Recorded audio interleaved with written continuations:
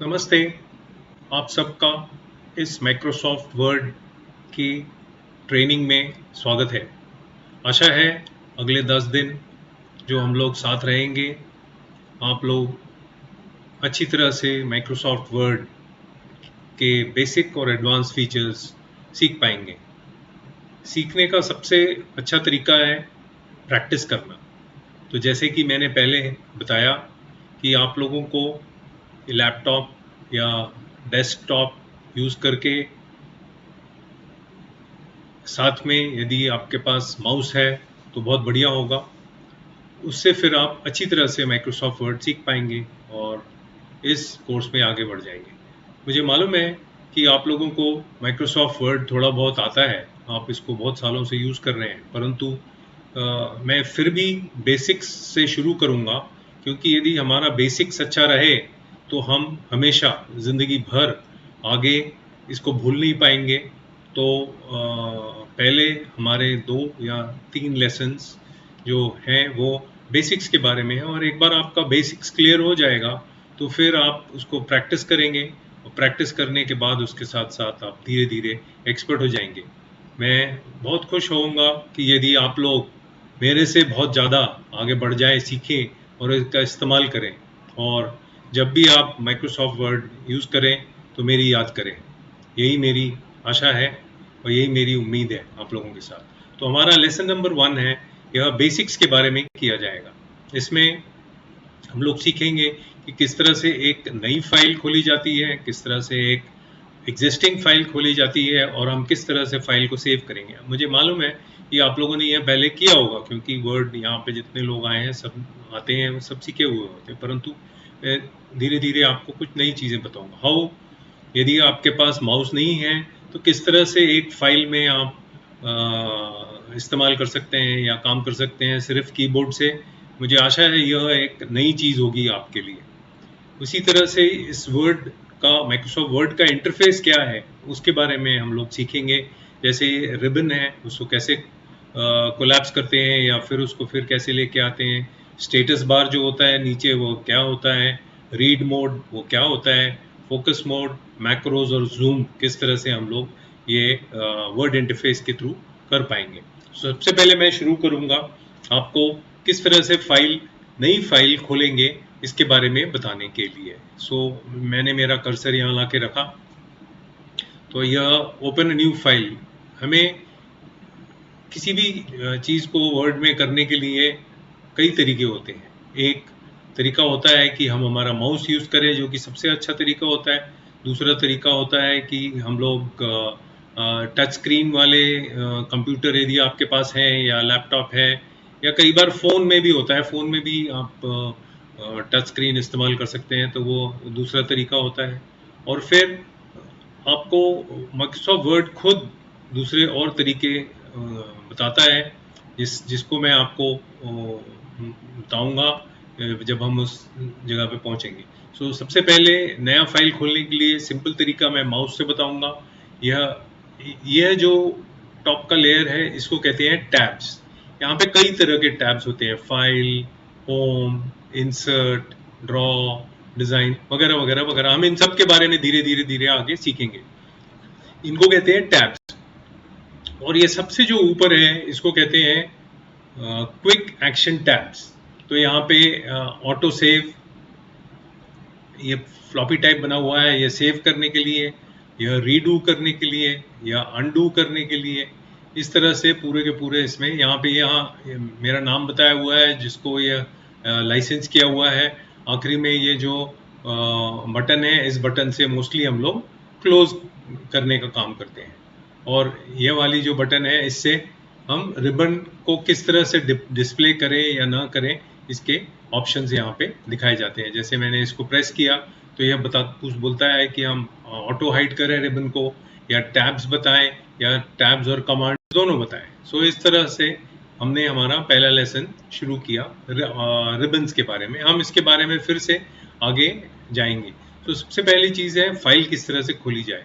तो हम इस फाइल टैब पे क्लिक करेंगे। यहाँ से हम एक ब्लैंक डॉक्यूमेंट खोल सकते हैं, जो नया डॉक्यूमेंट हमें खोलना है, या यदि कोई एग्जिस्टिंग डॉक्यूमेंट खोलना है तो वो यहाँ से खोल सकते हैं। वर्ड हमको अपने आप में कई सारे टेम्पलेट्स बना के देता है और हम लोग हमारे काम के हिसाब से इन टेम्पलेट्स को यूज़ कर सकते हैं।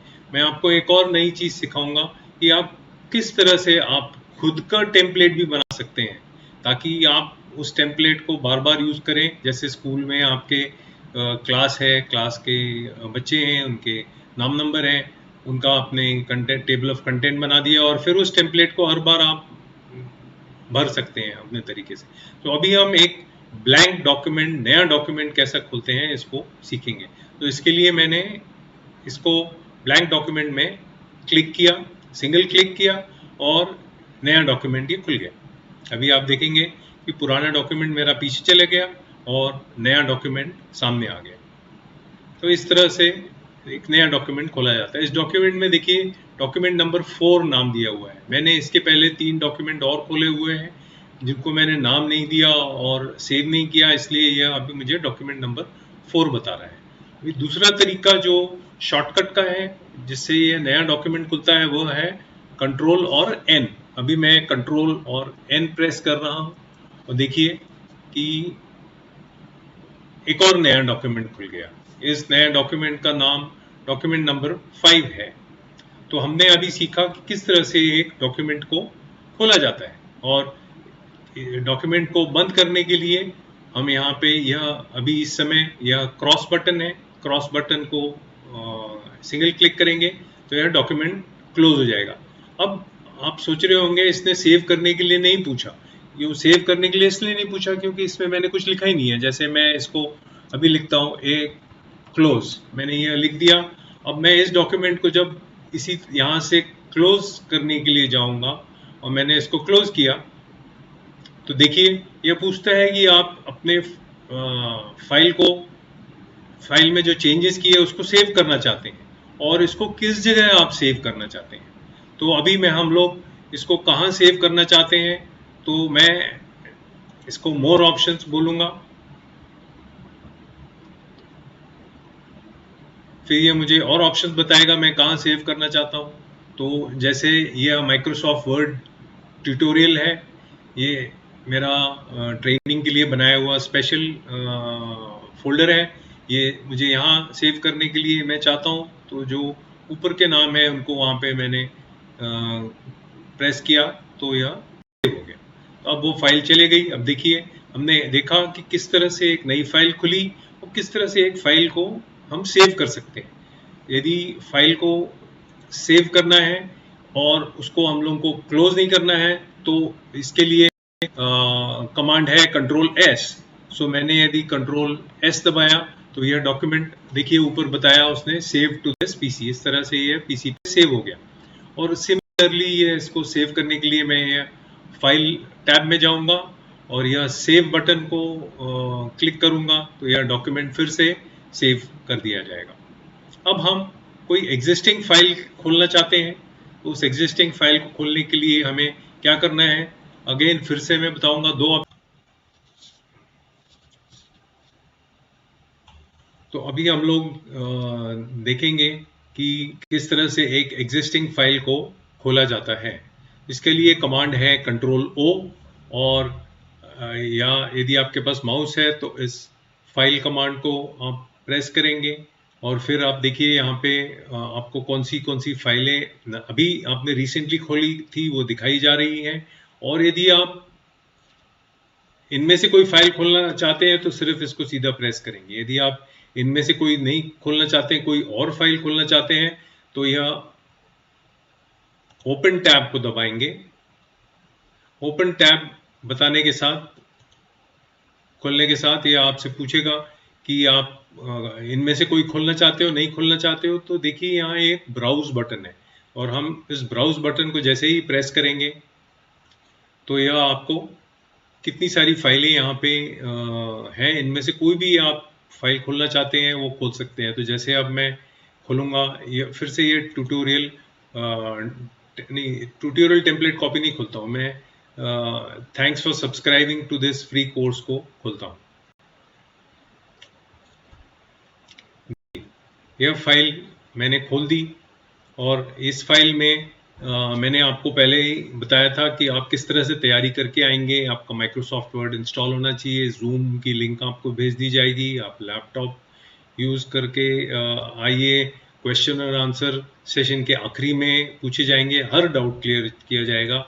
और मैं चाहूँगा कि आप लोग मेरे वीआईपी फेसबुक ग्रुप में ज्वाइन करें, जहाँ पे आप अपनी असाइनमेंट सबमिट करेंगे और एक दूसरे की असाइनमेंट्स देखेंगे और फिर उसके बाद उन पे कमेंट्स करेंगे और फिर उनसे सीखेंगे। हम एक दूसरे से जब वो करते हैं, सीखते हैं, तो हमें पता चलता है कि हमने किस तरह इस तरह कोर्स के आखिरी में एक फेलिसिटेशन सेरेमनी होगी और बेस्ट कैंडिडेट को सरप्राइज गिफ्ट दिया जाएगा। और मैं आप सबसे फ्रूटफुल इंटरेक्शन की आशा कर रहा हूँ।